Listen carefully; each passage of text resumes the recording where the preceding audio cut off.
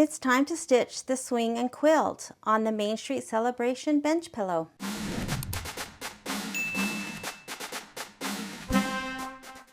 The swing and quilt is on page 26. I have my background fabric backed with fusible interfacing, and for this project I have cut my batting to size. I have from the embellishment kit the green felt, the black leather, and the red and white glitter vinyl. And this block will also have some additional 3D elements that will be put on at the end of the project. So let's stitch the swing and quilt. I'm ready to stitch the swing and quilt block. I have just finished the windmill. I still have the very first block attached, and I am using my 9x14, so I have enough room in my hoop to do another block without having to re-hoop, and that saves time and stabilizer. So I'm going to add my next block. So you can see that I have the windmill all the way to the bottom. Again, that's because I still have my strip of muslin, which is my stabilizer, attached, just going to the top of the hoop. And now I need to put that next block in. But if I go back to add and add the background quilting and the design, it's not going to be easy to get them both down because I have this block here. But I need this block here because I need to know where to stop my design so that I don't stitch over it. So I'm going to do this very scientifically. This tack down line ends at about this minus 100 stitches. Again, there's fabric because of course our fabric is much larger than that tack down line. So when I bring in my next background quilting and design, I'm going to rotate it just like I have been, and I'm going to move that down probably to about the top of the minus 10. That's really more than I need because I can cut, and if the fabric overlaps a little bit, that's okay, but I'm just going to keep it so that it's not overlapping too much. So I'll select OK, and I need to go to return. And now I am going to delete, and it will delete that first or that second design that I brought in. Now this is selected, so I'm going to delete and select OK. I'll go back to my USB, and I need to bring in the quilting.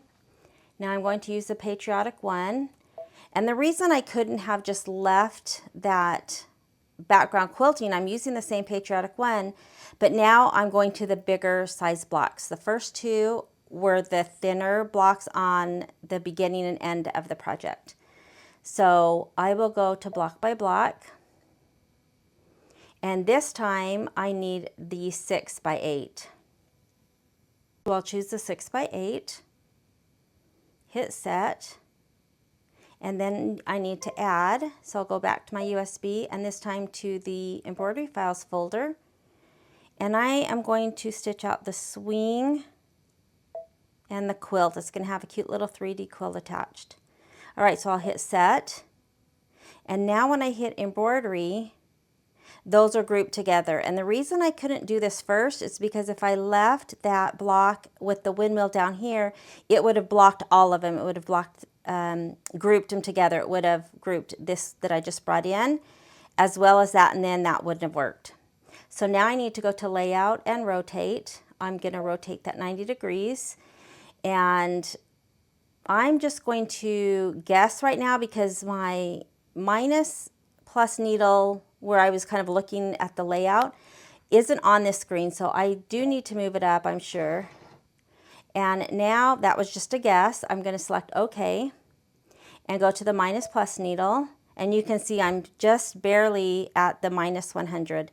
Now that would probably work because even if the fabric overlapped, but I'm going to move it up a little bit more.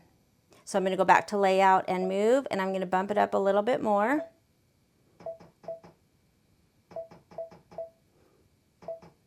And the reason I'm not moving it all the way to the top is that's just another 6 inches of stabilizer that I save. So I'll select OK, go back to the minus plus needle. I'm not quite, I do need to go quite a bit. That probably again would have been fine.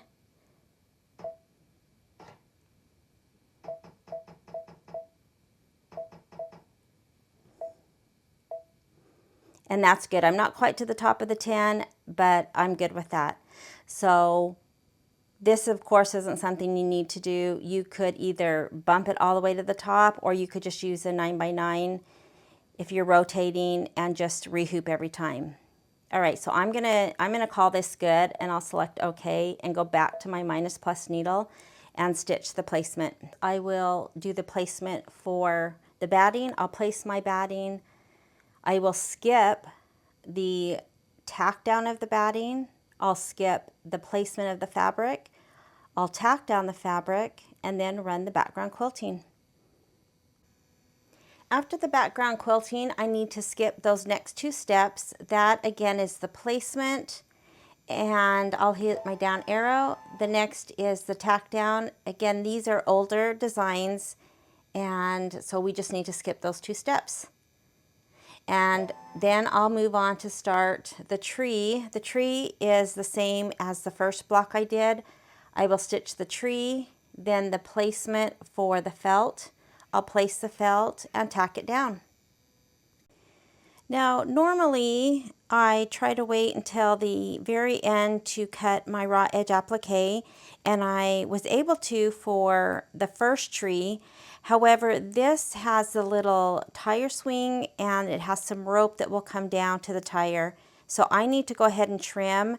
I think I'm going to trim just these bottom ones for right now, and then we're really close to being done with this block, and then I'll trim this when it's out of the hoop. But I do need to trim a few.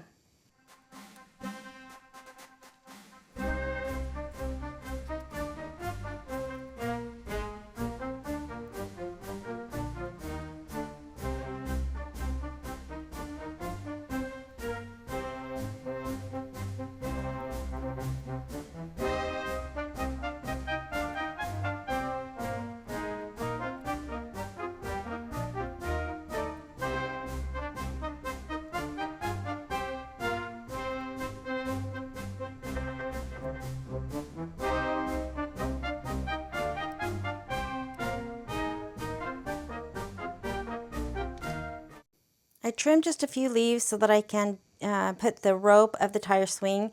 And before I even took this out, I just held back the little bit of felt that was down here, and I stitched the placement for the little tire swing. So I'm going to go ahead and tack that down, and then I will trim the black leather for the tire.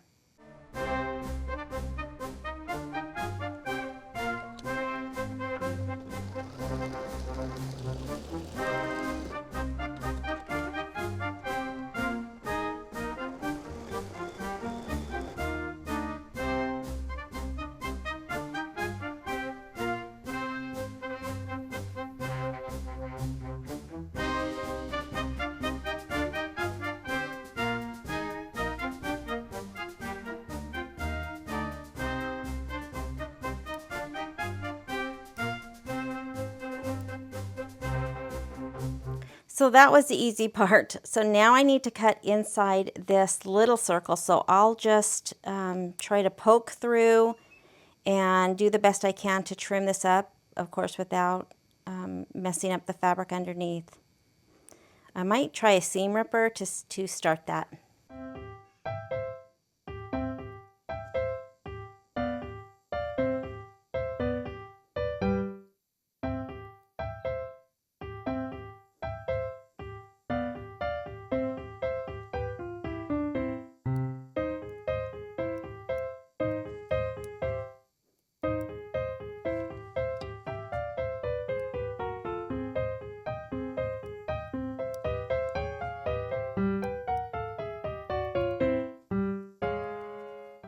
There's some detail on the tire and then the rope, and then we'll do the little rocket and the fireworks, and this block will be done.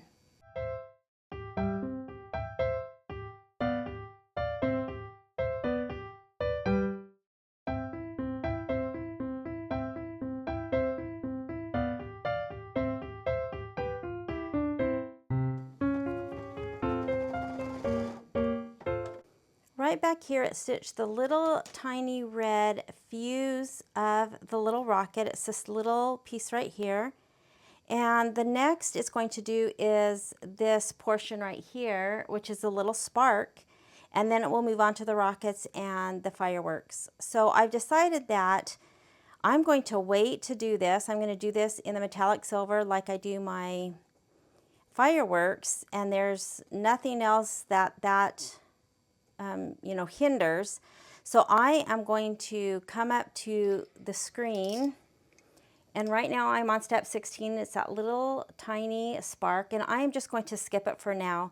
When I put my silver metallic back in to do the fireworks, I will come back to step 16, stitch that, and then stitch the fireworks. That's just less I have to change, and that's what I'm going to do. So I will just skip that and go to the placement and start and finish that little rocket.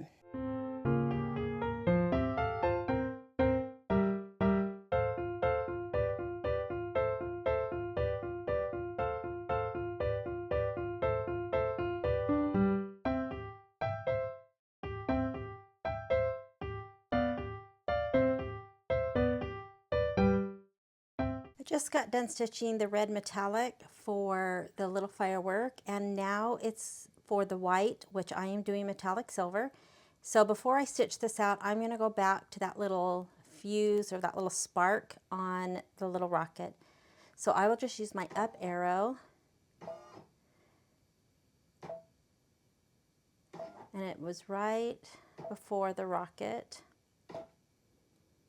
And it's right there, it was 16. And so I'm going to stitch this in silver metallic, and I have mine down here, and then it's traveling up, again kind of traveling back behind the bobbin winder. I'll stitch that little spark, and then I will go forward to finish the fireworks.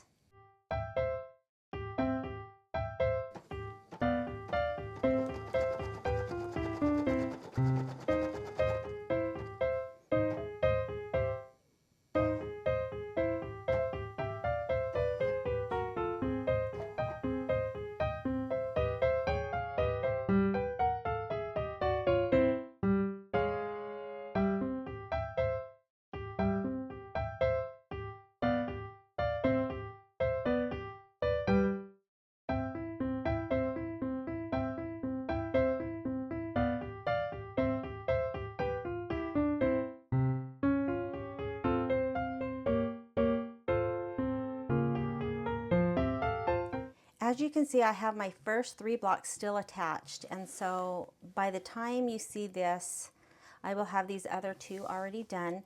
And I had originally thought that I would just use my 9x14. I can get 2 of the larger blocks, which is all I have left. I've done the 2 little ones, and I can get 2 in the 9x14, but I've decided to, for the remainder blocks, just use my 9x9 and do 1 at a time, because I'm doing this in front of my hoop, and there is a lot of trimming and applique on the next blocks. And so I am going to change to a smaller hoop. So for now, I am going to go ahead and cut these apart. I've cut them apart, and now I'm going to finish this tire swing block. We're done with our cute little tire swing block, and again, this will have a little 3D quilt, and that's with the embellishment kit, and that will be done at the very end. And so all I need to do is trim just an 1/8 of an inch around this felt, and then I will be taking out this tack down and trimming my muslin, which is my stabilizer, out of the seam allowance. So I've removed the tack down, and I've trimmed all my leaves, and again, they are so cute. This felt really adds a lot to this. Now I need to trim my stabilizer out of the seam allowance. I already have my batting cut to size, so I don't have any in the seam allowance.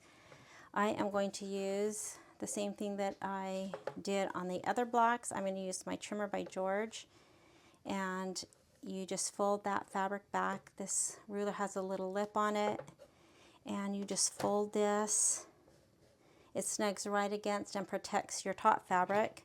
You need to use a 60mm rotary cutter. The regular 45 is too small and it won't fit over the lip of this ruler. And so I will just trim all 4 sides of this. And it's so fast and it makes such a nice clean cut. And I'm glad that I recently heard about this ruler and decided to get it because I love it. It's changing the way that I'm stitching out my blocks.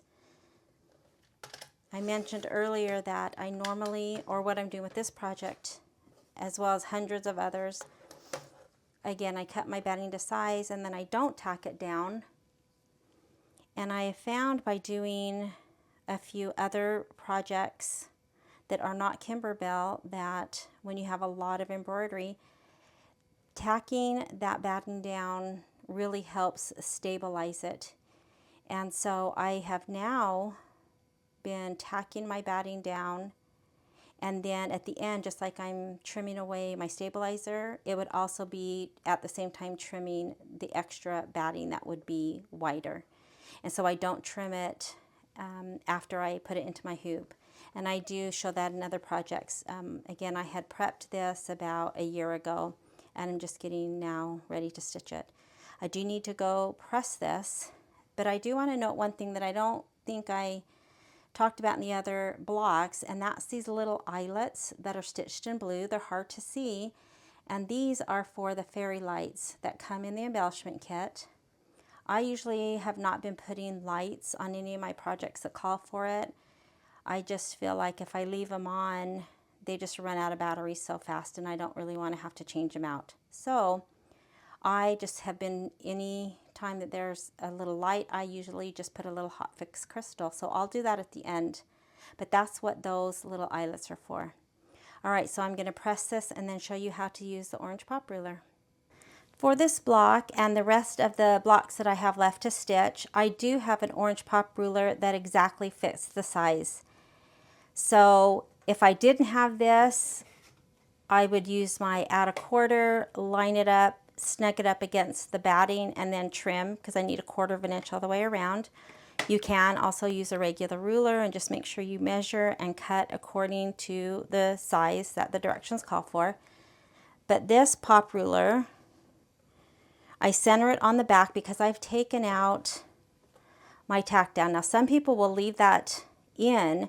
They will use that tack down guide. It's probably pulled in a little bit because of all the stitching, but you would just do your best to make sure that that guide is about centered and use that again as a guideline, trimming to the size that you need. But because I take my batting and stabilizer out before, then I just flip this to the back, and I will just center this, having, you know, my 1/4 inch just as even as I can, and then trimming around.